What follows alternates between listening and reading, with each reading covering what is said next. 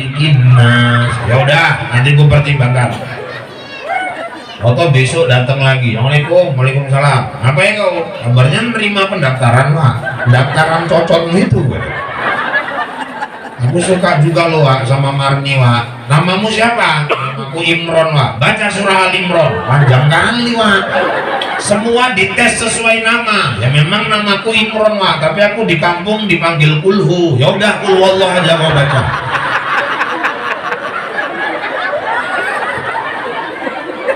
Bibit, bebek, bobot menentukan. Anak gadis jangan sembarangan cari pasangan. Kriteria jodoh.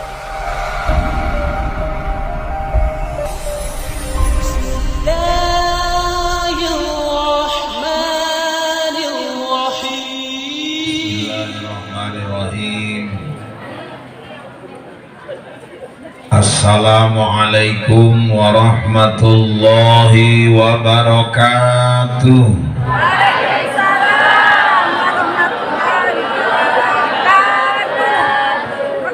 Innal hamdalillah wassalatu wassalamu ala rasulillah wa ala alihi wa sahbihi wa mawalah. La haula wa la quwwata illa billah.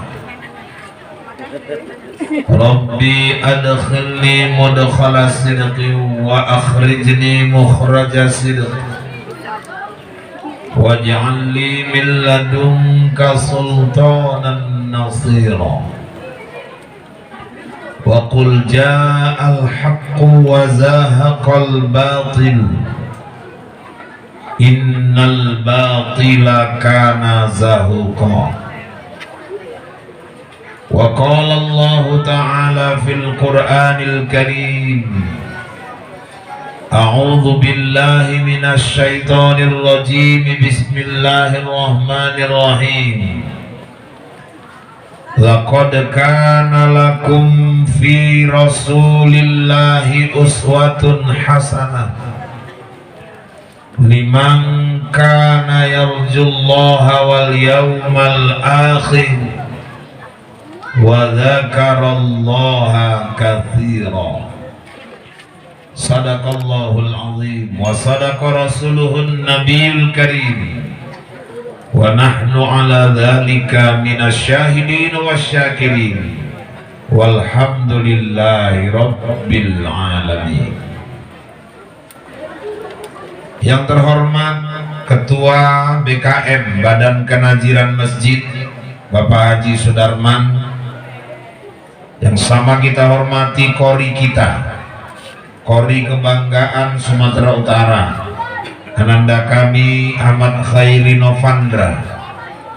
Kita doakan bersama ananda kita ini tanggal 12 yang akan datang akan berangkat ke Kota Padang, Sumatera Barat untuk mengikuti MTQ nasional seluruh Indonesia yang dilaksanakan di Kota Padang. Dan ananda kita ini asli anak Kecamatan Sunggal, akan mewakili Sumatera Utara untuk cabang remaja putra. Kita doakan anak kita ini nanti sukses meraih juara yang terbaik nanti di sana. Amin. Amin ya rabbal alamin. Kemudian yang kami hormati Bapak Komandan kita, kebetulan suami dari Ibu Ketua Panitia, sehingga saya pun malam ini merasa tenang ceramah karena beliau hadir bersama anggotanya di belakang pentas di saat sekarang musim Ustadz tiba-tiba ditikam dari belakang. Malam ini udah ada tentara, mudah-mudahan aman. Ini ada 4 orang lagi pengawal di sini. Kalaupun kena orang ini duluan lah, bukan awak. Kemudian yang saya hormati orang-orang tua kami, pemuka agama, pemuka masyarakat, jemaah masjid, ibu-ibu, seluruh jamaah yang dirahmati Allah. Saya kira saya sepaham sama protokol. Kita ikan sepat, ikan gabus, lebih cepat, lebih bagus. Saya nggak mau nanti ibu bilang saya ikan kakap ikan lele, ustadznya kebanyakan cakap bertele-tele. Saya rasa ikan mujair ikan sembilang, kalau udah cair aku pun pulang.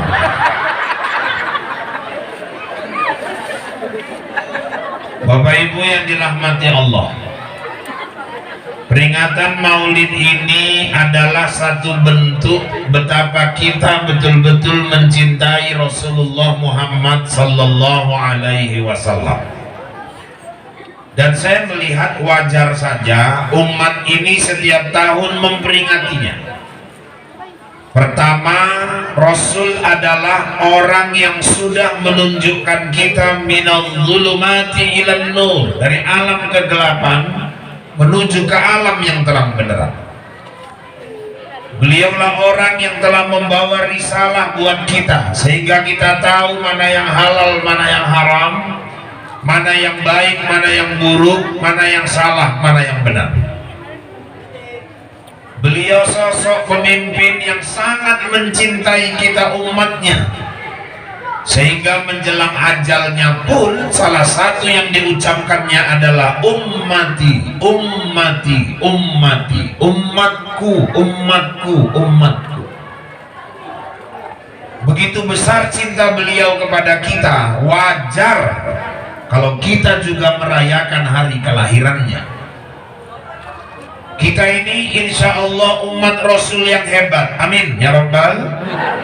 Kenapa? Kita nggak pernah ketemu Rasul, kita tidak pernah dialog bercerita bersama Rasul, kita tidak pernah menjabat tangannya, kita nggak pernah memeluk tubuhnya.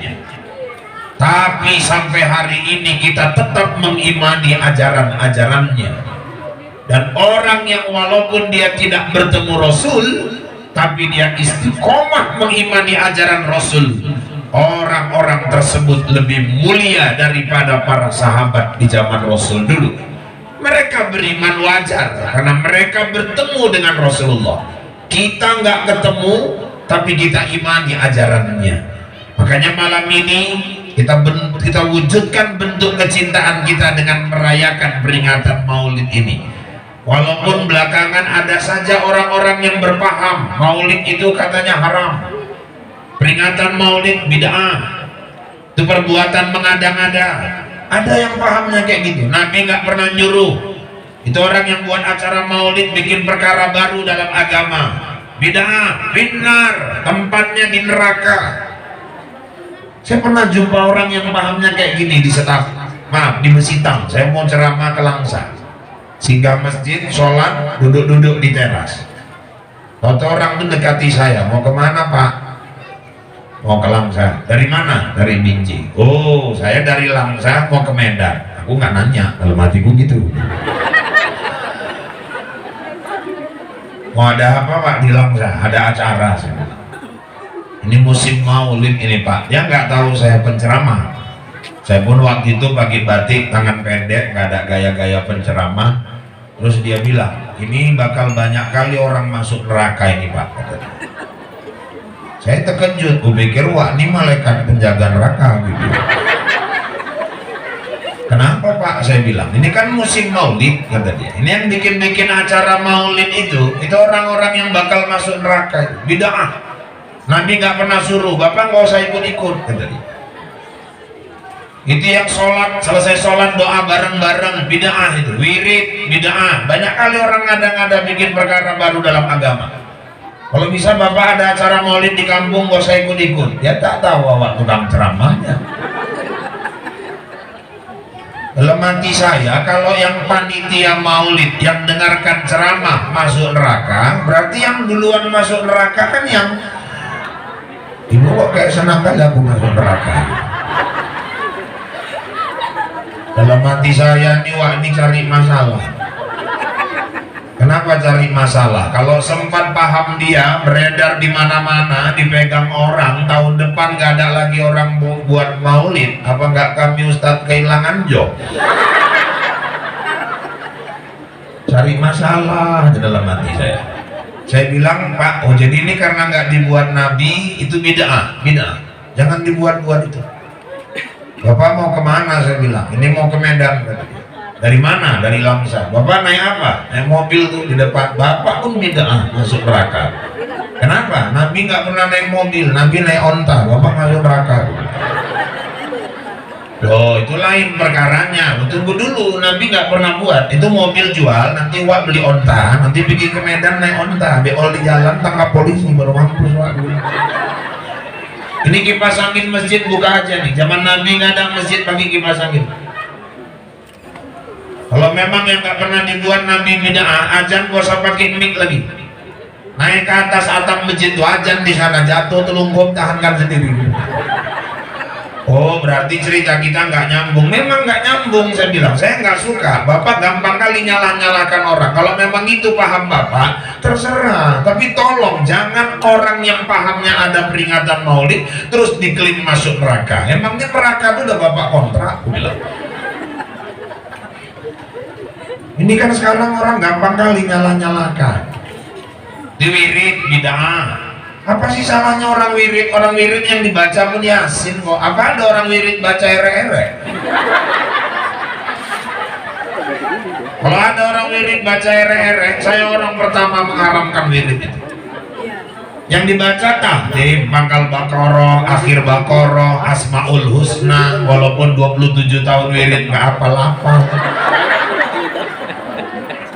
Penak pertamanya mantap semua. Nas'aluka rahmatan lil alamin ya man huwallahu alladzi la ilaha illa huwar rahmanur rahim. Al malikul quddusus salamul mu'minul muhaiminul azizul jabbar. Kena yang ujung yang aja. Al-wadudul majidul ma'isus syahidul haqqul wakilul qawiyul matinul waliyul hamidul muqsil mubdi'ul mu'id. Masuklah partai geremeng. Al-muhyil mumitul hayyul qayyum wajidul majidul wajidul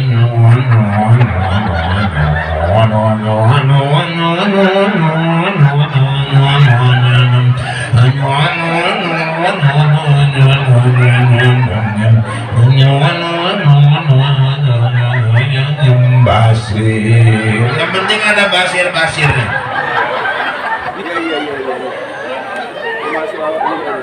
Tahlil, udah sesuai hadisnya tahlilnya. Abdul zikri la ilaha illallah. Apa sih yang salah orang ini? Doanya doa arwah, doa tetap iman, doa selamat. Di wirid itu ada silaturahim. Mungkin kalau nggak ada wirid di kampung ini pun bisa satu sama lain nggak saling kenal. Yang punya rumah sedekah, keluarkan lontong, kue. Saya melihat wirid nggak ada masalah. Yang masalah tuh manusia yang wirid. Loh, kenapa manusianya Pak? Ya manusianya lah yang bermasalah. Yang bermasalah itu kalau orang rajin wirid tapi nggak sholat, itu yang masalah. Wirid rajin, sholat enggak. Wirid rajin, kemasuk ke rumah-rumah tiap malam Jumat datang, azan nggak mau datang, itu yang menyalah itu. Sholat wajib, wirid sunnah, masa pula kalah yang wajib sama yang sunnah? Satu lagi yang bermasalah itu kadang-kadang orang wirid baca yasin, baca tahtim, baca tahlil, baca doa, udah bagus dari awal sampai akhir, dari ujung rambut ke ujung kaki pahala semua. Baru 3 langkah keluar habis lagi pahalanya gara-gara mulut. Tadi lontongnya lembek kali ya. Pikir punyaku aja, punyaku gitu juga sama kayak. Udah kutandai kalau tempat waijah nggak pernah beres. Udangnya pun kecil kali ya, kecape itu Kak, bukan udang. Kerupuknya pun emem, iya. Kuahnya sedikit kali ya kan, iya. Tapi habis juga lontong tuh di toko aku. Agak jijik kita nengokkan dia. Nggak habis bontot lagi dia, coba. Habis dicacinya makanan orang, habis pahala itu. Udah baca yasin, tahtim, tahlil, hilang semua pahala gara-gara muncul. Kalau wiridnya nggak ada masalah, di wirid lah kita silaturahim. Di wirid itu kadang ada persatuan ya Bu ya, ada persatuan untuk orang kalau menikah, pesta. Kadang ada persatuan kalau untuk yang sakit, ada persatuan untuk kemalangan orang yang meninggal. Bagus, kalau saya bilang teruskan berwiridan. Kadang diwirin pula kalau ada yang sakit, ketua ada dapat kabar, ada apa? Wak Jenap, opname. Gimana Sundari? Udah berapa lama? Udah 1 minggu. Sakit apa? Informasi komplikasi ketua, gula sama panu. Misal. Sebetulnya yang parah yang mana? Gulanya ketua. Jadi ngapain panunya kau sebut-sebut? Ya maksudnya biar nampak parah ketua. Cemana nih kita jenguk nggak? Ya jenguk lah, namanya anggota. Siapa yang berangkat? Bu Polan ya, Bu Polan. Ya aku udah pernah kemarin. Ya udah gantian Ibu Polan, 7 orang. Naik mobil siapa? Udah nggak usah dibahas, mobilku. Kan enak gitu. Mobilmu, tapi lakimu nggak di rumah. Tenang, udah ada anakku nanti yang bawa. Minyaknya kayak mana? Minyak kelen lah, udah mobilku masa minyak itu lagi. Terus terang aja waktu ya kan. Nggak punya otak kalian pun. Berangkat rapi-rapi, ibu aja lah kalau sakit, kawan-kawan jenguk, kayak mana perasaannya? Oh, hilang penyakit tuh rasanya waktu kawan-kawan itu datang. Walaupun yang datang ini nggak bawa makanan, cuman parah kali juga sewiritan pun nggak bawa makanan. Masalahnya dia mau dibawakan buah-buahan pun nggak bisa makan, Ustaz. Kenapa rupanya? Dibelikan salak udah 3 hari bebelan nggak bisa beol. Ya gantilah yang lain, dibilang dibawakan jeruk, asam lambungnya naik. Pir lah, dibelikan pir, dia diimpus Ustaz, dibolak-balik kencing payah. Ini kan musim durian, belikan durian, gulanya naik kok. Kalau enggak anggur, ya anggur memang bisa Ustaz, cuman dia nggak biasa, nanti kaget.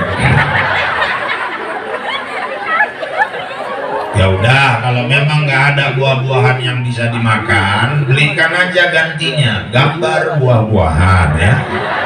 Nah, suruh dia nengok gambarnya tiap malam. Lama-lama baik juga tuh kawan kita. Saya lihat wirid tuh bagus kok, nggak usah dipermasalahkan. Orang peringatan Maulid ini pun dibilang orang bid'ah, apalah coba salahnya? Syiar. Kita kumpul sama-sama, kita dengarkan selawat-selawatan, kita dengarkan lantunan ayat Quran indahnya. Anak-anak punya kesempatan tampil, ada tausiah. Jadi kadang-kadang penyakit kita ini gampang kali menyalahkan orang, kita merasa diri kita paling benar. Padahal umat Rasulullah itu sesuai ajaran Rasul, beruntunglah orang-orang yang sibuk mencari kelemahan dirinya sendiri, sehingga dia nggak sempat lagi nyari-nyari kelemahan orang lain. Kalau memang umat Muhammad dari sekarang sibukkan diri baca ke dalam, tengok diri kita ini. Orang yang sibuk mencari kelemahan dirinya sampai dia nggak sempat lagi nyari kelemahan orang, itu orang yang beruntung. Kita ini kadang-kadang sibuk nyari-nyari kelemahan orang, lupa membaca kelemahan diri sendiri. Gajah di pelupuk mata nggak kelihatan, semut di seberang lautan nampak. Kalau nuding orang mandi, alah Pak Ustaz Rahul itu, alah presiden itu, alah bupati itu, alah camat itu, 1 jari nunjuk ke orang, yang 4 ini kemana? Kan balik ke badan sendiri. Berarti kalau kita nuding orang tuh nggak beres, dia 4 kali lebih nggak beres dari yang dia tuduh. Mulai besok jangan tanggung-tanggung, waktu nggak beres kali, langsung aja gini aja. Ayo, coba banyak koreksi gitu. Kita baca ke dalam.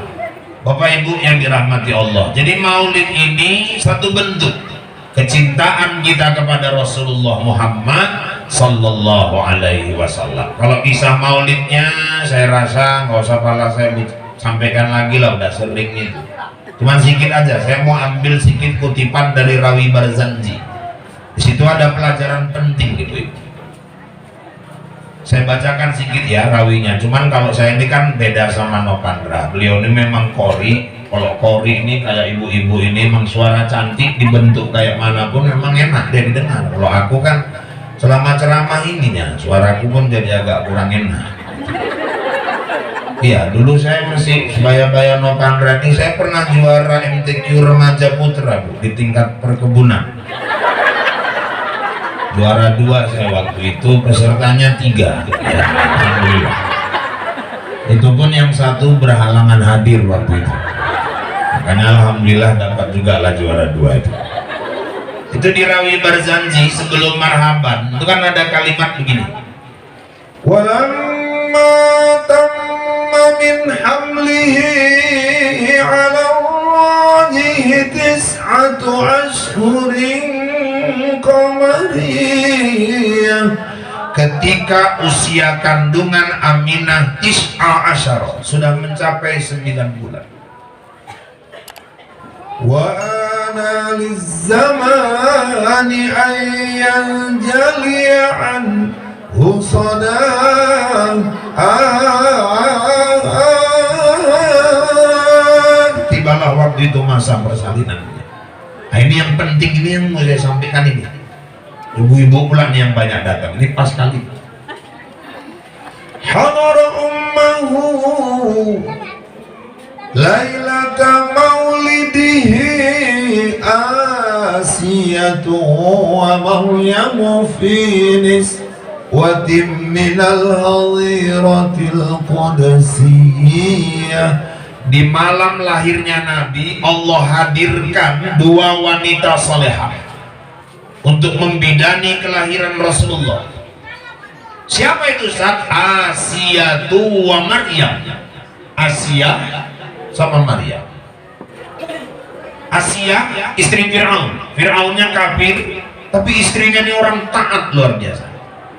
Maryam wanita suci, wanita salehah, emaknya Nabi Isa, yang Allah jadikan dia sebagai bukti kekuasaan Allah. Maryam nggak pernah nikah, Maryam nggak pernah disentuh laki-laki, lebih banyak di mihrab berzikir kepada Allah. Izin Allah, Maryam hamil.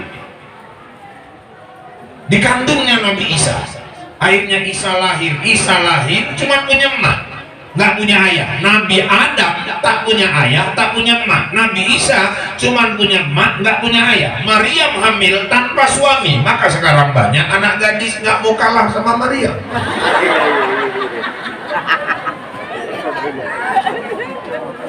Sekarang model pula nikah bulan 3, lahirkan bulan 6. Cuman 3 bulan sekarang hamil, ekspres. Malah kejadian di Langkar, masih bongkar terata, lahir anaknya. Membongkar terata pun terkejut, cepat kali cucunya lahir, wah, oh dia muncung, oh belepuk kan muncung orang. Udah urus aja terata itu, jangan kau urus anakku. Ini bibit unggul nih, namanya pula lagi. Maryam wanita salehah, Asia, 2 wanita inilah yang diutus untuk membantu persalinan Nabi. Pelajarannya apa?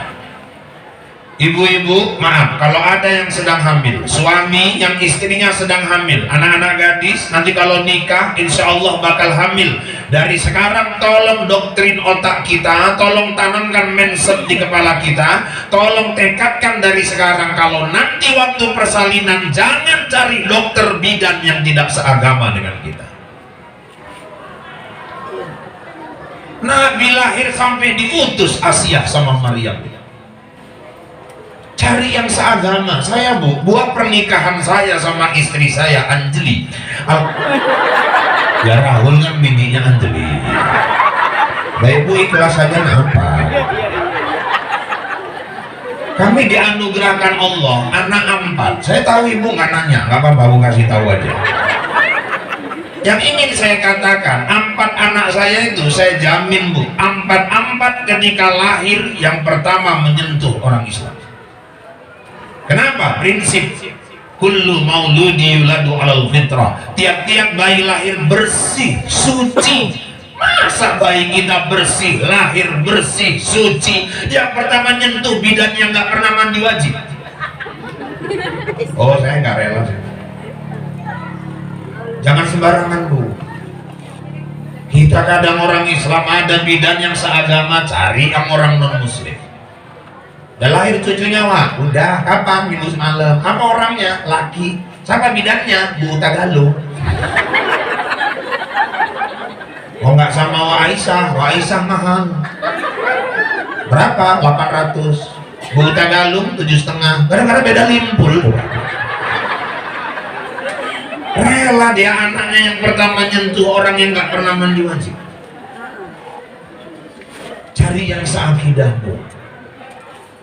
Kita semua cita-cita kita anak-anak kita jadi anak-anak soleh soleha, tapi jangan sembarangan lah. Itu mendapatkan anak soleh soleha itu nggak gampang, harus betul-betul dari dasar. Saya ada orang nanya sama saya, Ustaz, gimana caranya supaya punya anak soleh? Kau solehkan dirimu dulu.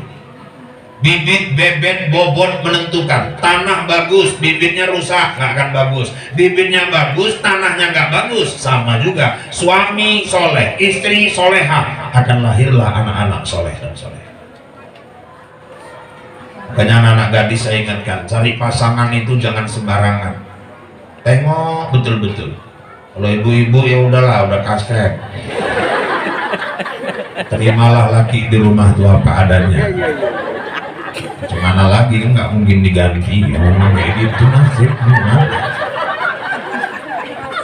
Makanya anak-anak diarahkan cari jodoh itu jangan sembarangan. Loh, saya pernah ceramah ke Tanjung Merawa, agak jengkel saya, Bu, jumpa tetangga lama di Belarang. Loh, ini Pan, Bibi, gue Pan, Bibi kan, gue Pan, iya Bi, ya Allah Pan, sehat Pan, sehat Bi. Bibi tinggal di mana? Sini aku sekarang, Tanjung Merawa. Loh, anak-anak Bi, anakku wis mentas kabeh, Pan, wis nikah kabeh untuk wong kaya kabeh. Aku digawe ke omah. Aku tinggal kayak pembantu, kayak mobil, gawe ke omah. Anakku sukses-sukses Pak. Mosok sih Bi? Iya, untuk bojo koyo-koyo. Memang anak dia pun cantik-cantik Bu. Aku dulu bereng juga, cuman kalah gitu. Orang calon dia datang naik mobil, aku naik sepeda. Di terakhir saya tanya, yang nomor 1 Wak? Alhamdulillah Kalimantan Pak, suaminya manajer kebun. Suksesnya Wak. Iya. Yang nomor 2 Wak, suaminya Kapolsek, tugas di Palembang. Yang nomor 3 Wak, alhamdulillah Kabak, kepala bagian di Pemkab di Riau. Yang nomor 4 Wak, oh ini lagi Pak, sawitnya 35 hektar. Yang paling kecil Wak, cuman inilah nasibnya paling jelek Pak, dapat ustadz. Dalam hatiku muncung kau tulah, dalam hatiku sepele kali dia sama ustadz. Pikirnya ustadz sekarang anggap remeh. Buka assalamualaikum, tutup assalamualaikum, pulang jelas. Iya. Makanya anak-anak gadis cari pasangan itu yang jelas. Bibit, bebek, bobot menentukan. Ibu pun kalau datang calon menantu jangan asal terima, asal jangan nampak naik Yaris. Wah ini baru pas. Ini bangganya nih bangga, gak salah lagi nih naik Yaris. Dinikahkan 3 bulan nikah, anaknya pulang nangis. Loh kenapa kau dipukuli? Enggak Mak, gaduh, gak ada gaduh. Apa selingkuh dia? Enggak loh Mak. Jadi apa masalah? Mobilnya tarik dealer. Rupanya belum bayar angsuran, pulang. Datang calon menantu ke rumah. Assalamualaikum. Waalaikumsalam. Apa ya kau? Kamu mau jumpa anak Wawa. Anakku 3 yang gadis. Kamu mau jumpa siapa? Marniwa.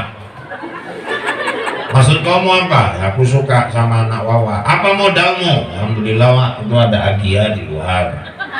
Aku pun sekarang udah kerja ya, walaupun belum tetap Wak, tapi udah kerja. Ini aku mbak bisa molen 10.000. Oh kalau soal Agia kerjaanmu gak usah kau pamerkan sama Wawa. Aku untuk anak-anakku yang gadis nih, kamu tahu, aku nyarikan untuk orang tuh bukan cuma suami, tapi imam yang bisa nuntun anakku masuk ke dalam surga. Kau bisa baca Quran nggak? Aku dulu ngaji Wak. Bukan masalah dulu, kau bisa baca Quran nggak? Aku ngaji dulu Wak. Iya, kau bisa baca Quran nggak? Ya dulu bisa Wak. Sekarang? Ya belum tahu nih Wak. Tes dulu, tes minggu muka kenapa Wak? Sekarang nggak ada minggu muka. Oh siapa namamu? Namaku Torik Wak. Baca surah At-Torik. Loh sesuai nama Wak. Iya. A'udzu billahi minasy syaithanir rajim. Bismillahirrahmanirrahim. Was-samaa'i wat-tariqi wa ma adraka mat-tariqun najmus tsaqib. Baca sampai habis. Oh, dah nanti ku pertimbangkan. Tenang. Besoknya datang lagi, Assalamualaikum Wak. Waalaikumsalam. Kenapa? Marni Wak, Torik udah datang semalam. Ya kan janur kuning belum berkibar Wak. Mau ngetes? Iya Wak. Namamu siapa? Namaku Anas Wak. Baca surah Anas. Ayo gampang kalau Anas. Qul a'udzu birabbin nas, malikin nas. Ya udah, nanti gue pertimbangkan. Atau besok datang lagi, Assalamualaikum, Waalaikumsalam. Apa ya kau? Kabarnya nerima pendaftaran Wak. Pendaftaran cocokmu itu. Aku suka juga lo Wak sama Marni Wak. Namamu siapa? Namaku Imron Wak. Baca surah Al Imron. Panjang kali Wak. Semua dites sesuai nama. Ya memang namaku Imron Wak, tapi aku di kampung dipanggil Kulhu. Ya udah Kul Wallah aja mau baca.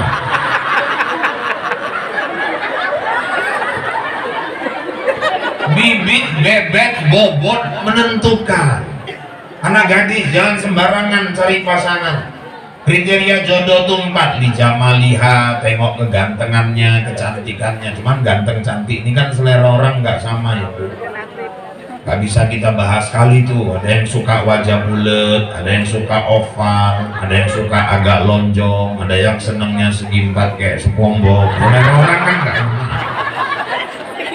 Ada yang suka kulitnya putih, hitam. Makanya ibu kalau pergi ke Medan jumpa suami istri jalan, ibu rasa nggak imbang, gak usah ibu bahas itu. Kadang penonton lebih sibuk daripada pemain. Ini suaminya ganteng, rambutnya ikal, alisnya lebut, matanya bulat, bulu matanya lentik, hidungnya mancung, bibirnya tipis, kayak aku lah. Sementara istrinya udah jelek, hitam, pendek, tonggek, pesek. Kadang ibu pula yang keter, mak musibah kali mama ini. Bang, barangnya kayak gitu kok istrinya hancur kali ya bang. Kita yang bilang hancur. Mungkin Allah ngasih pandangan sama dia nengok istrinya itu cantik. Gak usah dibahas itu, selera orang nggak sama. Tapi adik-adik, nikah juga nggak boleh cuma nengok ganteng cantiknya. Ganteng cantik itu apa namanya? Temporer, lama-lama berubah. Seiring tambah umur bakal luntur. Dulu kata orang Titik Puspa terkenal dengan lesung pipitnya. Sekarang pipitnya hilang, tinggal lesung di mana-mana. Semua kan bakal tua. Kalau cuma nikah karena cantik, nanti istri masa Indomie meledak kompor gas, hancur muka, dah hilang cintanya. Gak bisa cuma karena itu aja. Tengok lagi yang kedua, walimah lihat, tengok hartanya. Loh, kok matre pak? Bukan matre. Kadal fakru ayyakuna kufron. Banyak orang gara-gara fakir, akhirnya dia jadi kafir. Ekonomi itu menentukan. Maka anak lajang kalau ekonomi belum mapan, jangan dulu ngelamar orang. Gak bisa pakai model kayak zaman dulu. Dek, ku harap kau cinta padaku walau kita makan nasi dan garam. Sakit kuning karena orang. Mapan kan dulu ekonomi. Terus yang ketiga apa lagi pak? Wali hasabiha, tengok keturunannya. Karena biasa buah jatuh nggak jauh dari pohonnya. Biasa kalau bapaknya kampret, anaknya kalong. Kalau bapaknya nyopet, anaknya nyolong. Udah biasa itu. Terus apa lagi pak? Baru yang nomor 4, walidiniha, nikahilah karena agamanya. Pasbar bidatin din taribat yadak. Siapa nikah karena agama, dia pasti bahagia. Nah, kalau suaminya soleh, istrinya soleh, tuntunannya agama, jalankan rumah tangga pun dia realnya agama. Dia paham hukum, dia pelajari hukum, dia pelajari ajaran Rasulullah berumah tangga. Dia deketi istrinya pun nggak sembarangan. Malam dia berhajat, dia dekati istrinya. Dia pakai adab, pakai moral, pakai akhlak. Dia ikuti Rasul, ambil wudhu dulu, kemudian baca doa yang diajarkan Rasul. Itu kalau dia mau dekati istrinya. Deket ini kan udah paham lah. Kan nggak mesti ku jelaskan. Kita kan udah sama-sama dewasa gitu. Banyak anak-anak kan nggak enak. Waktu itu nggak paham bolak-balik ya. Kalau deketi malam kan nggak mungkin blender cabai gitu. Dia ikuti ajaran Rasul itu.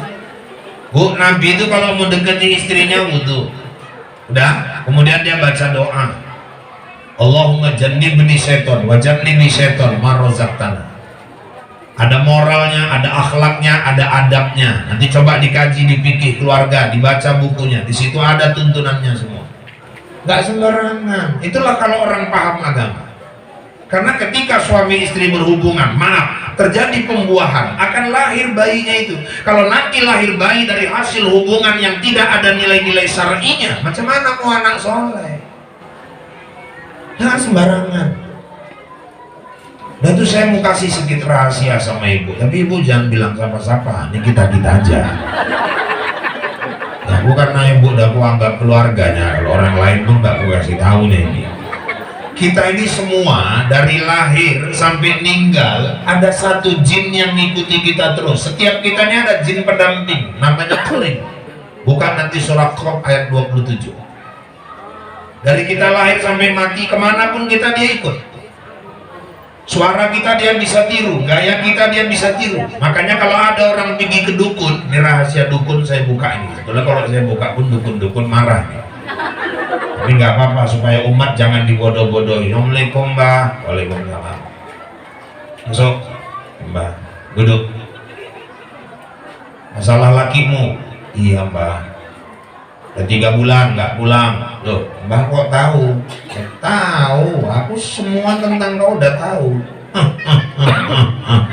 Kalau dukun kan ketawanya gitu. Itu suamimu itu ada main sama janda menciri.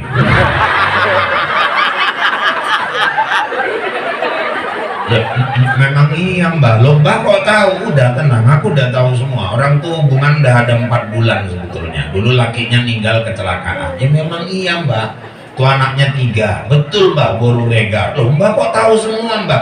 Ustaz, saya belum cerita sama dukunnya. Lah kok dukunnya bisa tahu semua? Macam mana dia nggak tahu? Orang permainan jin.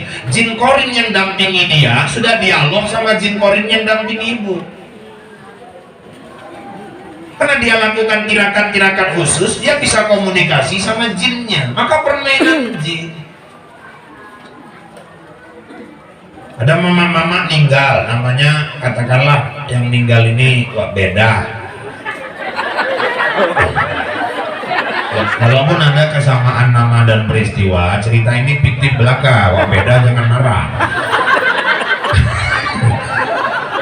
Wak Beda ini gantung diri di pohon lengkuas, meninggal dia. Dah jam 3 sore dikuburkan. Malam rupanya walegino ma walegiman ronda. Rupanya waktu ronda jam 1 malam dua-dua kebelit kencing. Pikilah ke bawah pohon gori, kencinglah orang tuh 2. Kencing pun berjamaah nih 2. Supaya waktu kencing, Wak Legiman tadi nengok ke atas pohon gori, Wak Beda nyengir dari atas. Padahal jam 3 udah dikuburkan. Senggolnya Wak Legiman, man, apa ikut lo? Legiman nengok, wah dua-dua puter balik kanan, lari kontak sampai lupa naikkan celana dua-dua. Terus geger cerita di kampung. Apa katanya? Arwah Wak Beda gentayangan. Gak ada Bu istilah arwah gentayangan. Semua orang ketika meninggal tempatnya udah jelas. Ini jasad ini semua ini dari tanah baliknya ke tanah, masuklah ke kubur. Ruh dari Allah pulang kepada Allah, diletakkan di satu alam yang namanya barzah. Gak mungkin dia gentayangan lagi. Tapi kami nampak Pak, saya gak bantah itu. Tapi itu bukan arwah. Orang Bapak gak nengok, aku pun gak pengen nengok. Suara sama Pak, gaya sama, betul. Itu bukan rohnya, itulah jin Qarin yang dampingin Wak Beda selama hidupnya. Jadi apa hubungannya sama suami istri yang berhubungan tadi? Kalau suami berhajat kepada istrinya, mereka mau berhubungan malam, maaf ibu-ibu, mereka tidak pakai adab, tidak pakai moral, nggak dibacanya doa yang diajarkan Nabi. Itu jin Qarin pendampingnya ikut campur di situ. Macam mana mau lahir keturunan soleh-soleh? Kalau kita baca doa itu, jin Qarin itu keluar dari tempat itu. Oh, jadi baca doa ya Pak? Baca doa. Allahumma jannibni syaiton wa jannibi syaiton. Iya, saya ceramah gini di Batang Serangan ada yang nyaut, mana sempat doa lagi tatap doa sebari saja kok nggak sempat lagi wawa. Sudah kebelut kali heran. Nah, tahu-tahu dari hasil hubungan itu terjadilah pembuahan, terjadilah kehamilan. Mau dapat anak soleh-soleha, hamil bu, 9 bulan kehamilan. Coba tolong, sekali aja pun jadi, khatamkan Al-Quran. Jangan tinggalkan sholat. Didik anak sholat itu bukan nunggu anak lahir, dibentak-bentak, diambil gagang sapu, dipukul. Enggak, di perut anak itu udah kita ajarkan sholat. Ajak dia sujud kepada Allah.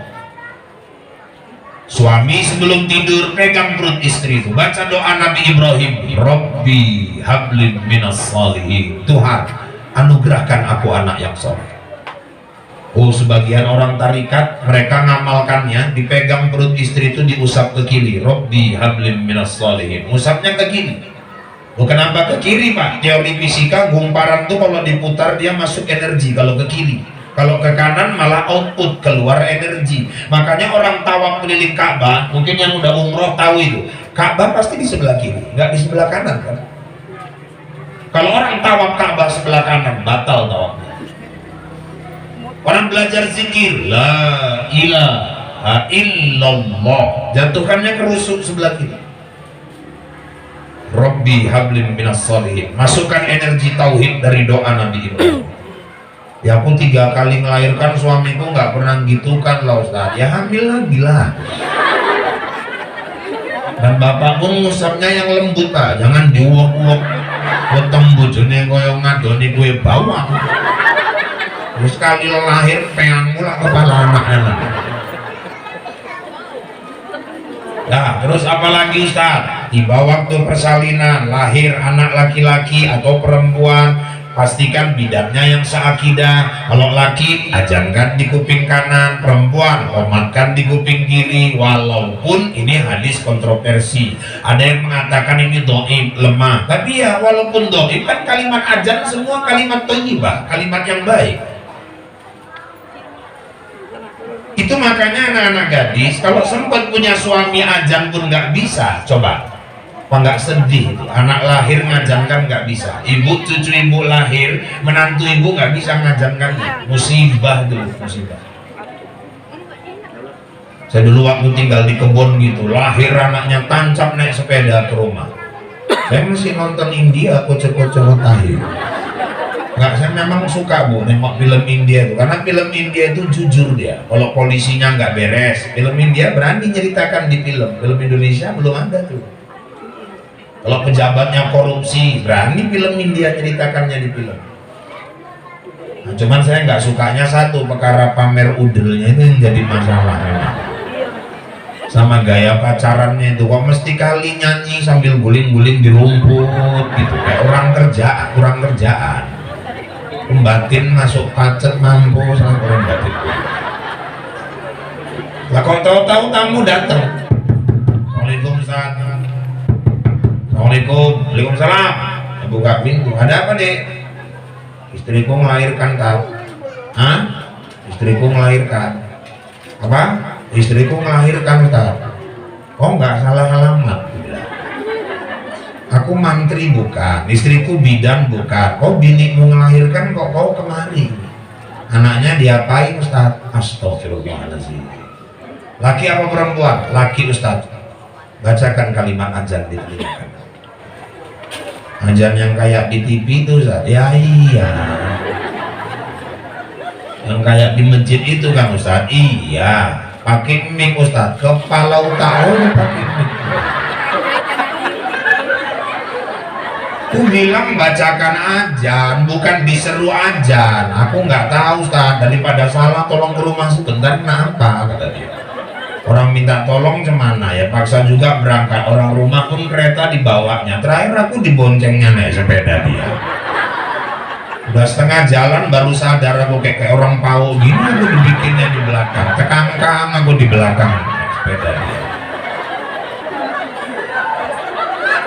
Sampai di rumahnya saya pegang anaknya, saya bacakan azan, udah siap saya kasih sama istrinya, merepet istrinya, Bu. Kalau anak nggak duit istri melahirkan tak kemana-mana aja kamu. Panggil-manggil Ustaz Rahul bikin malu aja kau bang nasib kali aku dapet kau memang. Ustaz Rahul tuh guruku ngaji di Wirid, jadi tahu lah dia kalau aku punya laki bodoh.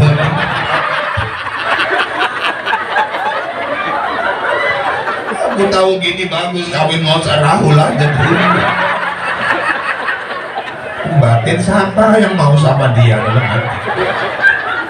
Orang laki kok aja nggak bisa, bisanya bikin.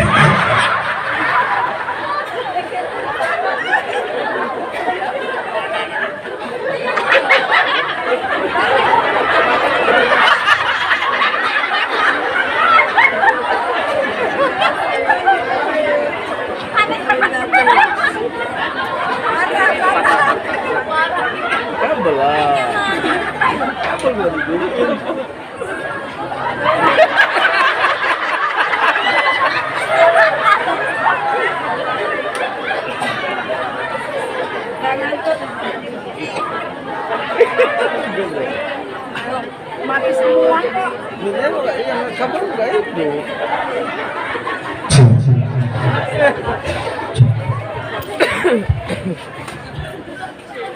Kenal lah kau nih. Siap lah kau nih. Senang kali ibu kalau aku dapat musibah. Nah, itu makanya suami itu pastikan agamanya yang jelas, yang benar. Nah, mau dapat anak soleh-soleha, 7 hari kelahiran anak, kekahkan. Ini kadang-kadang keyboard acara ngayunkan sanggup, kekah nggak sanggup. Kalau aku Israel cekek kan betul tuh bapak mamanya. Sunnahnya Ustaz hari ke-7. Hari ke-7 udah kekah Ustaz, hari ke-7 sunnah. Rumah sakit aja belum terbayar mikirkan kekah tata. Hari ke-14, 14 pun belum sanggup Ustaz. Hari ke-21, 21 pun belum. Ya udah, kapan ibu sanggup laksanakan kekahnya. Walaupun sebagian paham dalam fikih tidak ada kekah lewat 7 hari, tapi ada juga yang berpendapat sepanjang anak itu masih dalam tanggungan kita nafkahnya. Laki-laki 2 ekor, perempuan 1 ekor. Hari ke-7 itu sembelih kekah, bagikan dagingnya, cukur rambutnya, timbang berapa gram, kalikan harga 1 gram perak, sedekahkan ke fakir miskin. Tabalkan namanya, ayunkan dia. Pak, kalau mama bapaknya belum kekah, kalau ibu dulu belum kekah, ibu ada rezeki, ibu boleh kekah untuk diri sendiri, pakai rezeki uang ibu sendiri. Ada dasar hukumnya Ustaz di kitab Bidayatul Mujtahid. Nabi umur 40 tahun diangkat jadi Rasul, seminggu kemudian dia sembelih kekah untuk dirinya sendiri. Oh, jadi kalau kita belum kekah, belum dikekahkan orang tua, sekarang kita boleh kekah pakai uang kita sendiri, boleh dengan syarat 2. Apa itu Pak? 1, pastikan anak-anak udah kekah semua.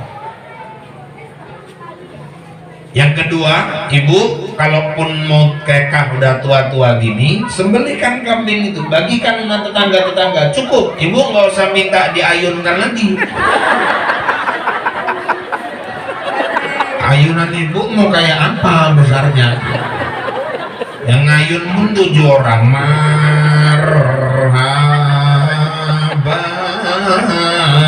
Kalau pas kandas disongket dari bawah.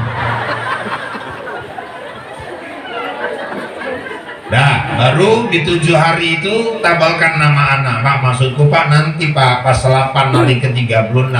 Hari ke-36 buat lagi, yang hari ke-7 itu kita tabalkan sendiri dulu. Bapaknya yang nabalkan, belajar sama guru, belajar Pak Ustaz. Nanti hari ke-36 mau diulang-ulang lagi. Dan ngasih nama anak itu jangan sembarang gitu, harus bahasa Arab Pak. Oh enggak juga, yang penting artinya bagus. Ngambil dari bahasa Arab tapi artinya nggak paham, udah dikasih nama cucunya, wah udah Orang hari ketujuh kalau kata Ustaz Rahul ya langsung aku bikin namanya hari ketujuh. Siapa namanya Wak? Aku ngambil dari Quran. Oh siapa Wak? Al-Baqarah. Al-Baqarah tuh lembu betina Wak. Tengok artinya, jangan asal kasih gitu. Ustaz kalau dikasih nama anak dari Asmaul Husna, nama-nama Allah boleh Ustaz. Yang penting jangan tunggal.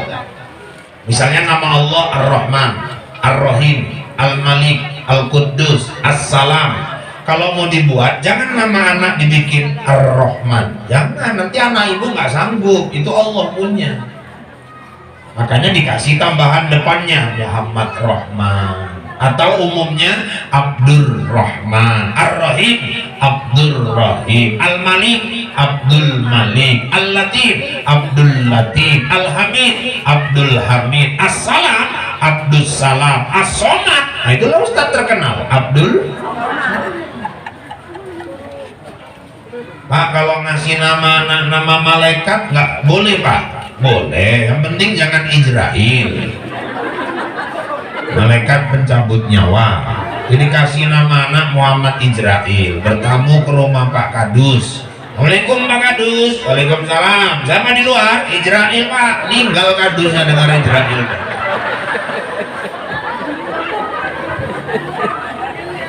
Nama-nama Nabi Ustaz bagus. Yusuf, Su'aib, Harun, Nuh, Ismail, Soleh, terserah. Ustaz kalau diambil nama ayah sikit, nama emak sikit digabung, yang penting artinya bagus. Kalau saya anak saya tertua, saya bikin namanya Muhammad. Dalam Muhammad dah tahulah orang terpuji. Fandi Al-Habibi. Fan itu diambil dari nama saya, Irfan. Di itu diambil dari panggilan emaknya, Dia, Rodia. Habibi kekasih. Jadi kekasihnya Irfan sama Rodia, cocok. Ibu kalau nggak cocok jangan ibu paksa. Nanti ibu namanya Mardia, suami Mahmud, masa anaknya Marmut? Enggak.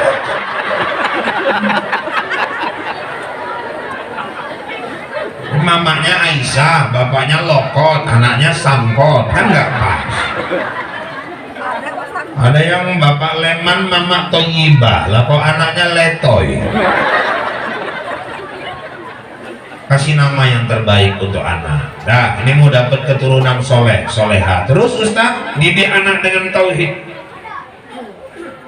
Wa idh qala Luqmanu libnihi wa huwa ya'izuhu ya bunayya la tusyrik billah. Ingatlah tatkala Luqman berkata kepada anaknya, wahai anakku sayang, ya bunayya. Menurut tafsir ya bunayya itu panggilan untuk anak yang masih di bawah 5 tahun. La tusyrik billah, jangan syirik nak kepada Allah. Anak di bawah 5 tahun sudah dikenalkan Allah. Kesalahan orang tua hari ini sering kalau mengancam anaknya, alah nak kau tahap apa aja kau bikin, nanti pulang bapakmu habis. Ya Allah, kok serak kali gini rumah, nanti mamamu pulang wirid habis kau. Anak dididik takut sama bapak, takut sama mama. Ada bapak mamanya bagus, bapak mamanya nggak ada, apa-apa dibikinnya. Tapi kalau anak dididik takut kepada Allah, masuk kamar mandi pun dia tahu dia sedang diperhatikan oleh Allah. Tanamkan itu dari kecil. Buat rumah kayak madrasah. Jangan lagi kalender gambar-gambar artis ditempel yang pakaiannya nggak beres. Cari kalender Islami, kalender pesantren, kalender kaligrafi Arab, kataro. Nanti di kamarnya Asmaul Husna. Di mana kepalanya, letak kepalanya kalau tidur di bantal? Sebelah sini. Dinding sebelah sana taruh Asmaul Husna biar sambil dihafalnya. Di sebelah kanan buat nama-nama malaikat, buat nama-nama nabi, tanamkan di situ. Rukun iman, rukun Islam. Rumah harus kayak madrasah. Pagi hari bangunkan anak, hidupkan rotal Al-Quran. Gak payah kali dia bangun subuh itu, hidupkan rotal tuh keras-keras ke telinganya. Saya dulu emak saya bu, almarhumah emak saya nyuci beras saja untuk kami makan, dia pakai ayat. Emak saya ngaji, berarti sama gurunya dulu ada amalan ilmu tuh dikasihnya. Li'ilafi Quraisy, nyuci beras ya. Wah, masukkan lagi ilafihim rihlatas syita'i was-shayb, masukkan lagi. falyabudu rabb hadzal bait alladzi at'amahum min ju'. Ada kompor. Wa amanahum min khauf. Naikkan tuh periuk, dimasak nasinya di situ pakai kayu. Ibu-ibu seorang kebon, berasnya beras catu, tapi karena emak tadi masaknya ada amalannya, berkah, nikmat, lezat, keraknya aja pun kita selera kali nengoknya. Alhamdulillah, nggak nyangka bu, anaknya jadi ustaz. Ibu kadang nyuci beras lagunya sakitnya tuh di sini. Apa nggak suaminya gulanya naik, kolesterolnya naik, tensinya naik. Orang sakitnya tuh di situ semua. Tanamkan tauhid ke anak itu, nyanyikan anak salatullah salamullahi ala Toha, atau bawakan lagu yang lain misalnya alhamdulillah. Ini kadang-kadang masukkan ke ayunan lagu bola kau terobos gawang cintaku, anaknya pun kepalanya keluar, oh iya duet pula anak sama mama.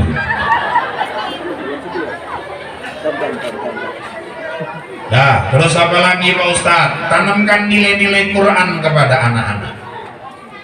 Ibu kalau merasa bacaan Quran ibu lemah, anak jangan sampai kayak ibu. Nggak apa-apa lah ya Allah, mungkin aku dulu bandel disuruh ngaji aku nggak mau, dan nasibku ya Allah, tapi aku mau anakku harus jauh lebih pintar dari aku. Aku mau nanti ketika mayatku terbujur kaku, anakku yang baca Quran di samping jenazahku, anakku yang menghatamkan Quran di samping jenazahku. Ketika aku dimandikan, anakku nggak memberi izin orang lain memandikannya, dia ingin dia sendiri yang memandikannya karena dia nggak mau aurat mamanya ditengok orang lain. Siapa kita nggak mau punya anak kayak gitu?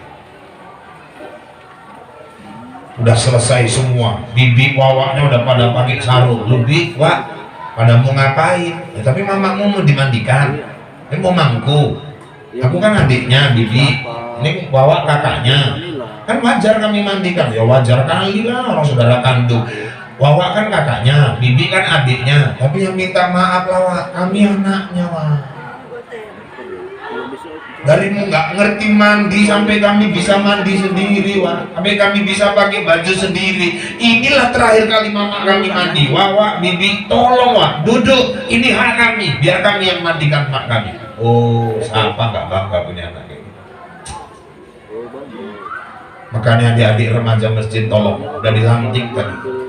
Buat program di masjid kerjasama sama Pak BKM. Pak, tolong diajarkan mereka cemana cara mandikan jenazah. Kita mau nih anak-anak remaja orang tuanya meninggal, mereka yang mandikan, mereka yang masangkan kain kapan. Belajar nak, cemana cara motong kain kapan itu. Pelajari, panggil Bilal, suruh ngajari. Air 9 itu untuk apa? Air bidara, air jeruk itu untuk apa? Kapur barus itu untuk apa? Cemana cara ngapani mayat, meletakkan kapasnya kayak mana? Ikatan-ikatannya itu di mana? Dah, terus belajar juga bagaimana nyolatkan jenazah, bagaimana ngistinjakkan jenazah. Kalian cari kawan kalian paling kurus, bikin praktek. Yang paling kurus mandiin rame-rame, meninggal pula betulan aja. Boneka, jangan kawan bikin praktek. Terakhir ada pula yang kurang ajar, kalau enggak wak BKM aja yuk lah, BKM pula dimandiin orangnya rame-rame. Boneka cari. Belajar, kita sama nggak pingin punya anak kayak gitu. Maka tanamkan Quran. Tolong guru-guru Quran itu dihargai. Kita ini kadang-kadang kalau ngormatin orang karena jabatan, ngormatin orang karena dia kaya, ngormatin orang karena pangkat kedudukan. Padahal kita diajarkan Nabi, hormatilah orang karena manfaatnya buat orang lain. Guru-guru ngaji itu tolong dihormati. Kenapa?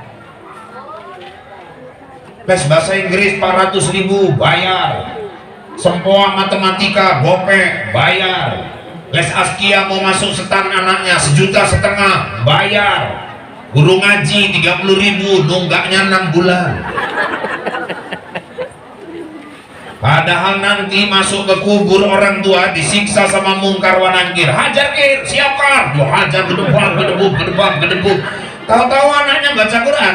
A'udzu billahi minasy syaithanir rajim. Mungkar bilang sama nakir, bro, berhenti bro. Anaknya lagi baca Quran. Malaikat nggak sanggup nyiksa orang tua yang anaknya lagi baca Quran.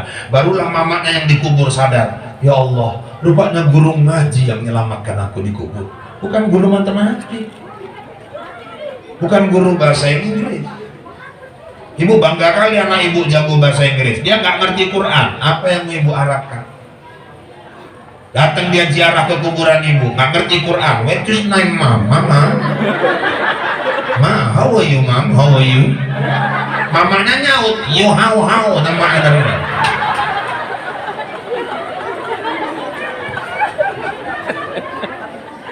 Jangan sepelekan guru-guru ngaji itu.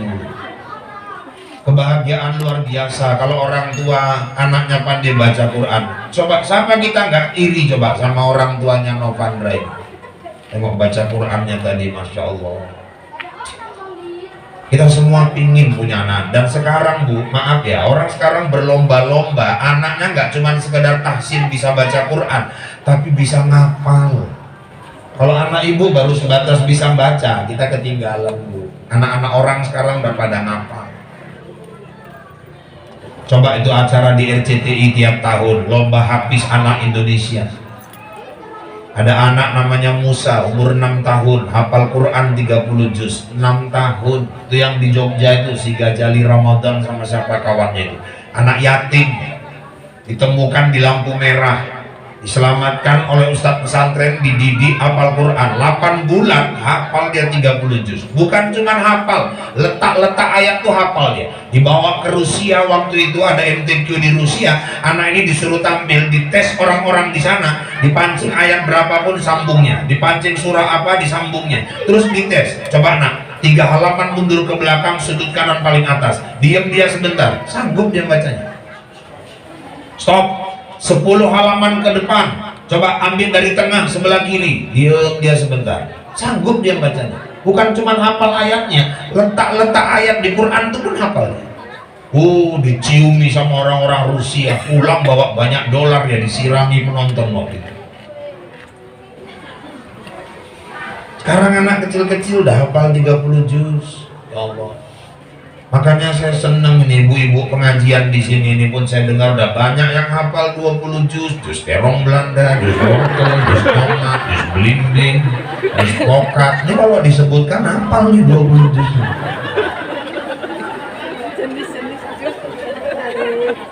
Makanya kalau bisa macam mana kita punya anak-anak, nggak cuma sekedar bisa membaca, tapi juga bisa menghafal Al-Quran. Oh gitu Ustaz, ya. Saya pun yang kepingin loh Ustaz, cuman anak 3, udah berumah tangga semua, yang paling besar tukang. Tiap hari ngacu semen aja, otaknya pun udah keras lama-lama kayak semen.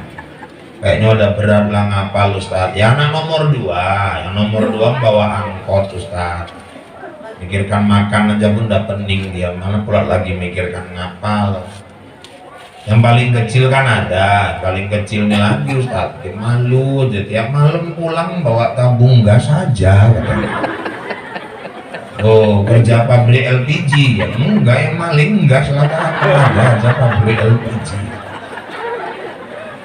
Cucu pun kayaknya Ustaz cuman satunya yang punya anak, yang 2 belum punya anak sampai sekarang, yang 1 pun kayaknya payah diarahkan Ustaz. Kalau ibu memang nggak punya anak, punya cucu yang bisa hafal Quran, ibu cari pesantren tahfiz, dicari di sana anak-anak orang susah yang lagi ngapal Quran. Udah berapa tahun sekolah di sini nak? Udah 2 tahun Bu. Berapa juz hafal nak? Alhamdulillah 7 juz Bu. Oke, berapa uang sekolahnya nak? 700.000 sebulan Bu. Mulai bulan depan ibu yang bayar uang sekolahmu, kau jadi anakku ya nak ya. Cari anak angkat yang hafal Quran. Orang tua yang anaknya hafal Quran, dia bisa nolong orang tuanya nanti di kubur, bisa nolong orang tuanya di akhirat, masuk ke neraka. Orang sekarang aneh, kadang ke masjid nggak mau, sholat nggak mau, baca Quran enggak, Ramadan nggak puasa, terawih apalagi. kerjaannya tenggen aja. Tapi kalau ditanya pas lagi tenggen ini mabuk, tanyalah sama dia, bang, abang mau masuk surga apa neraka bang? Bodoh, oh ya surga lah kata dia. Orang kalau tenggen ditanya pun tetap mau masuk surga. Cuman pertanyaannya, sholat enggak, puasa enggak, baca Quran enggak pernah, zikirnya enggak jelas, kerjanya mabuk terus, mau masuk surga, kok kayak punya orang dalam aja. Lo masuk surga apa pakai orang dalam, Pak? Siapa bilang nggak pakai? Loh, di sana pakai orang-orang dalam juga, Pak. Pakai. Ibu kalau mau masuk surga syaratnya dua. Satu, deketi yang punya surga. Yang kedua, harus punya orang dalam. Saya aja sampai sekarang saya siapkan orang dalam itu. Maka anak-anak saya suruh ngapal Quran. Anak yang ngapal Quran itulah orang dalam kita nanti yang narik kita masuk ke surga. Orang tua masuk di neraka, disiksa oleh malaikat di dalam neraka. Allah perintahkan anak tadi nuntut, ya Allah, itu ayahku ya Allah, itu ayahku ya Allah. Malaikat angkat. Loh, apa pula hebatnya anak ini ya Allah kok mesti diangkat? Anak itu hafal Quran 30 juz. Oh, naik. Oh, awak pun ganggu janda aja.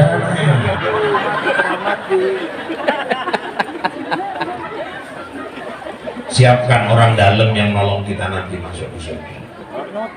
Didik anak dengan Al-Quran. Nah, terus apa lagi Ustaz? Barulah didik anak dengan akhlak sesuai misi Rasulullah diutus. Apa misinya Ustaz? Innama bu'istu liutammima makarimal akhlak. Rasul itu diutus untuk menyempurnakan akhlak manusia. Ibu-ibu, anak setinggi apapun ilmunya, setinggi apapun jabatannya, kalau dia nggak berakhlak, dia nggak akan pernah dicintai orang lain. Itu makanya kalau kita kaji-kaji, lebih hebat orang tua dulu mendidik akhlak daripada orang tua sekarang. Harus kita akui. Saya sekarang orang tua, tapi saya harus akui orang tua dulu lebih hebat didik akhlak daripada orang tua sekarang. Orang tua dulu itu wibawanya aja beda. Ini saya dulu pemain bola, mungkin anak lajang banyak nggak tahu, adik-adik. Saya dulu gantung sepatu tahun 98. Saya dulu kalau main bola, posisi saya kalau nggak di gelandang ya kadang-kadang gelandangan, nengok situasi lah. Saya berhenti main tahun 98, waktu itu tim saya di kecamatan masuk semifinal dan jumpa PT Yukindo. Kami waktu itu seri 2-2, adu penalti, 10 penendang, cuman saya yang nggak gol Pak waktu itu. Habis itulah saya nggak main bola lagi. Dulu kalau pulang main bola sampai mau maghrib, orang tua tuh berdiri depan pintu, marah dia, tangan taruh di pinggang, mata melotot gini sedikit, udah keliling kita nyari jalan masuk dari belakang. Wibawanya orang tua dulu. Anak sekarang anak pulang maghrib, bapaknya mendelik, anaknya nyengir sambil ngomong mata layar.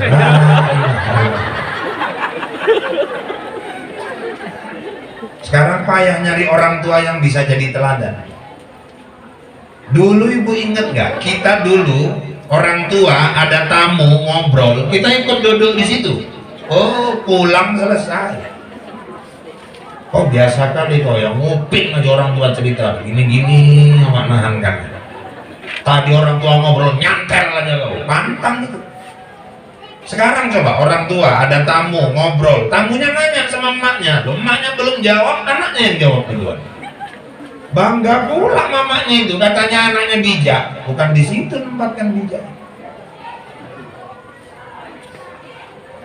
Dulu orang tua nonton TV, duduk di bawah, kita duduk di atas, kaki naik ke meja. Orang tua tuh cuman gini aja melirik. Lama ditengokinya, dia nggak ngomong, kita yang mikir, kasus apa lagi ini teman. Oh, duduk di atas nggak boleh turun, paham kita.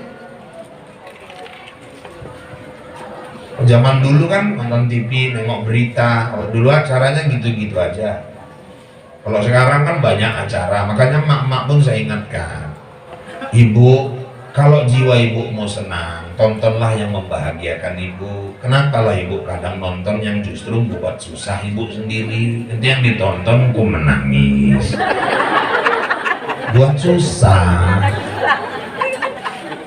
Heran aku nengoknya. Ada acara lain yang menghibur, acara lain nanti yang kira-kira itu ada tausiah-tausiah. Yang dipilih nonton yang ku menangis, yang emosi dia nonton pun naik. Saya pernah juga orang rumah saya nonton, waktu itu kami berdua di rumah, bodoh kali ini perempuannya nih, bodohnya kalau aku tuh tapukan lakinya tuh tahu kali, mau aja di toko-tokoi, aku bilang, apa masalah? Itu bang, bodoh kali di TV ya, kau bilang bodoh, kita di rumah berdua, kau dari tadi bodoh, aku yang perasaan. Enggak, yang di TV kata dia, udah matikan aja tuh, matikan daripada naik gula kau nanti, gue bilang jantungmu pula nanti copot, matikan. Ya udahlah, matikan aja, dimatikan aja tuh. Habis maghrib dibukanya lagi, la ilaha illallah. Kok dibuka lagi, penasaran aku terakhirnya kayak mana lagi katanya. Bodoh kali kadang-kadang.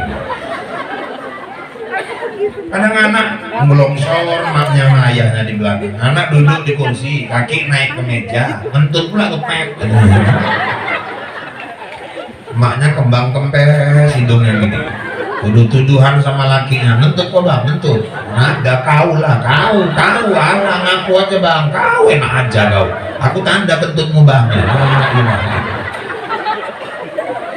Nanti siucok katanya, kau mentut kocok. Iya mak. Ilaha illallah. Jangan dibiarkan bu anak itu. Anak kalau dari di rumah dia nggak berakhlak, nanti masuk rumah siapapun anak tuh nggak akan berakhlak.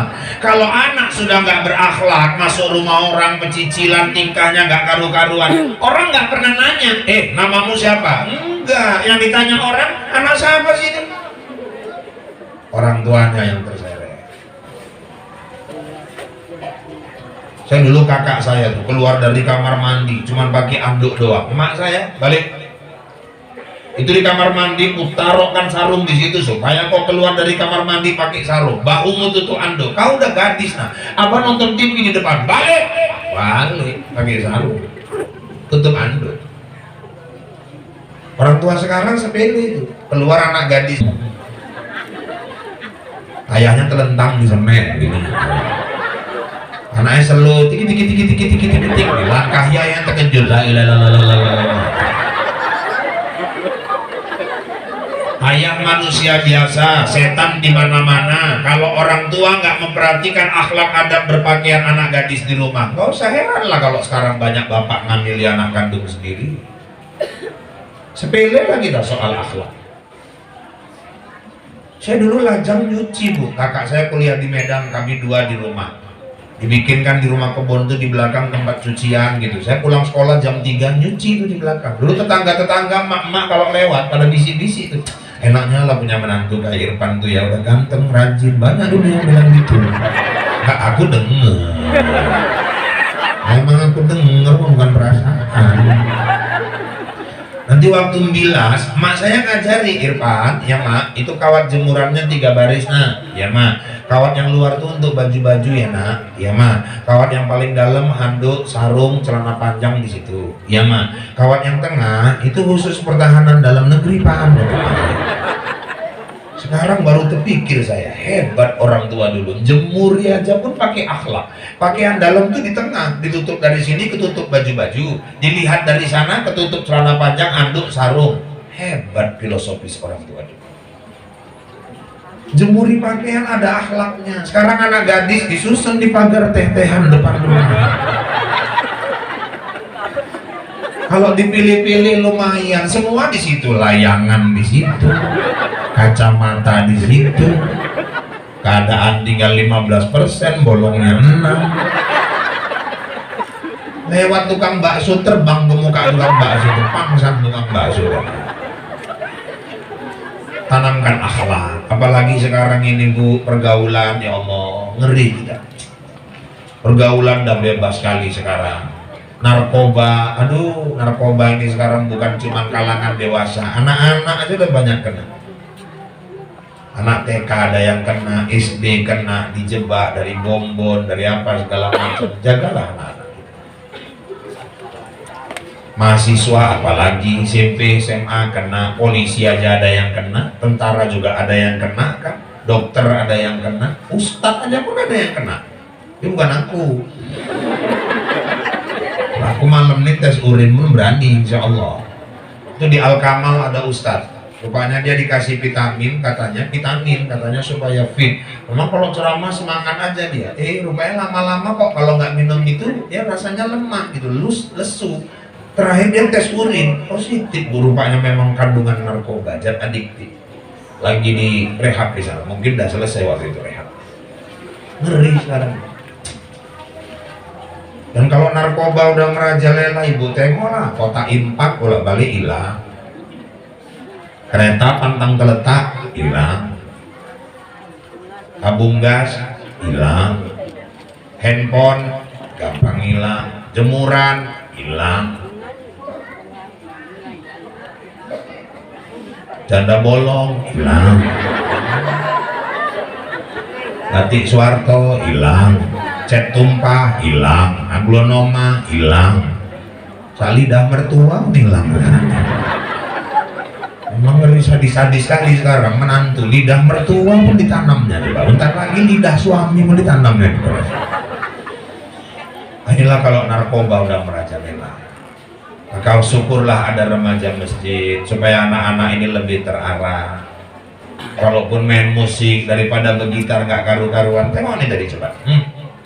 Saya duduk di situ tadi betah kali rasanya. Aku nggak usah ceramah pun nggak apa-apa lah, dengerin orang nyanyi aja dalam hatiku. Yang penting kan pulang jelas gitu, maksudnya gitu kan. Sekali ya. Diarahkan anak-anak kita. Nah, jadi misi Rasulullah diutus menyempurnakan akhlak. Kita ambil pelajaran dari Maulid Rasul. Rasul bidannya saja pun sengaja dikirim 2 wanita solehah. Maka kita yang ingin punya anak-anak soleh-solehah, jangan sembarangan mengambil bidan ketika kita mau melahirkan. Ibu bapak yang dirahmati Allah, puncak dari kecintaan kepada Nabi, amalkan sunnah-sunnahnya. Sunnah Nabi memakmurkan masjid, sunnah Nabi banyak membaca Al-Quran, sunnah Nabi bersilaturahim. Dan tugas kita hari ini mengawal ajaran Muhammad. Ibu-ibu yang dirahmati Allah, makanya wajar kalau hari ini umat Islam di mana-mana marah karena Presiden Prancis yang begitu menghinakan Rasulullah dengan karikaturnya. Informasi malah belakangan sudah mulai diintimidasi orang-orang Islam yang mau ibadah. Wajar kalau umat Islam dimanapun mereka marah. Kenapa? Karena sebenarnya kita agama Islam agama yang sangat toleransi, tapi kadang umat lain yang tidak toleransi kepada kita. Ibu-ibu, di mana aja negara Islam kalau mayoritas orang kafir aman tinggal di situ. Tapi kalau orang kafirnya yang mayoritas, Islamnya yang sedikit, selalu orang Islamnya tertindas di situ. Makanya rapatkan barisan, makanya kuatkan persatuan, makanya tingkatkan kepedulian. Kalau ada kata sepakat, harimau di hutan pun bisa diikat. Jaga agama ini, jaga warisan Rasul ini, karena kita ingin hidup tetap menjadi umat Muhammad, wafat tetap menjadi umat Muhammad, masuk dalam kubur dengan status umat Muhammad, dibangkitkan di padang mahsyar dalam barisan Rasulullah Muhammad, dan kita berharap kita di surga juga berkumpul bersama Rasulullah Muhammad Sallallahu Alaihi Wasallam. Saya kira ini saja yang dapat saya sampaikan. Jam di studio sudah menunjukkan pukul 11 kurang 15 menit waktu Indonesia bagian Barat Kriu. Kalau dirasakan kata-kata saya kasar, saya memang makhluk kasar, bukan makhluk halus. Dan seandainya ada kata-kata yang kurang berkenan, saya manusia biasa, bukan makhluk luar angkasa. Kalau dirasakan kata-kata saya menyinggung perasaan, itu pertanda Bapak Ibu masih punya perasaan. Kalaupun masih kurang, kapanpun diundang nanti saya datang lagi. Yang penting cocok. Jadi ya, maksudnya cocok waktunya. Cocok waktunya, jangan berpikir kemana-mana. Ini kok udah dibilang cocok, kok terus bayangannya amplop aja. Saya dari dulu ceramah, ibu boleh tanya sama istri saya, panitia-panitia ngasihin amplop, itu amplop tuh saya buang ibu. Iya. Isinya urusan pula. Pusaka terbit bulan purnama, ternyata bintang tak muncul jiwa di lain waktu kita berjumpa. Semoga Allah meridai kita. Kalau ada jarum yang patah, jangan disimpan sampai berkarat.